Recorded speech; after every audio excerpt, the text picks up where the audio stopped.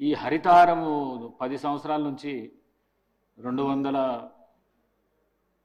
చిల్లర మొక్కలు కోట్ల మొక్కలు నాటినామని చెప్పిండ్రు.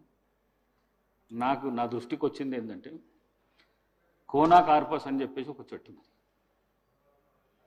అది దానికి నీళ్ళు అవసరం లేదు, ఏడ పెడితే ఆడ పెరుగుతుంది. అది ఆక్సిజన్ తీసుకుంటుంది, కార్బన్ డైఆక్సైడ్ వదులుతుంది. పిట్ట కూడా దాని మీద కూసోదు. అట్లాంటి చెట్లు మీరు తెలంగాణ రాష్ట్రం మొత్తం పెట్టి వన్ మినిట్ నేను ప్రభుత్వానికి కూడా సూచన ఏం చేస్తున్నంటే ఈ కోనా కార్పస్ చెట్లు ఎక్కడైతున్నాయో వాటిని అన్నిటినీ తీసేయవలసిందిగా ప్రభుత్వానికి నేను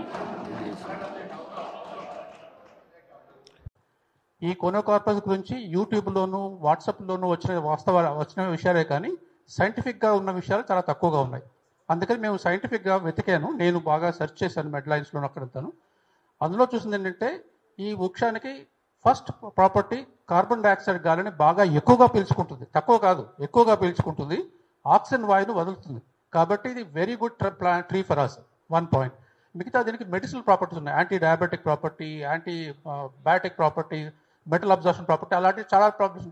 ఇవన్నీ కూడా మాటలో చెప్పుకున్నవి కాదు, లాబొరేటరీలో రీసెర్చ్ చేసి రివ్యూ చేసి పబ్లిష్ చేసిన ఆర్టికల్స్. కాబట్టి సైంటిఫిక్ ఎవిడెన్స్ దీనికి ఈ మొక్క మంచి లక్షణాలే ఉన్నాయి.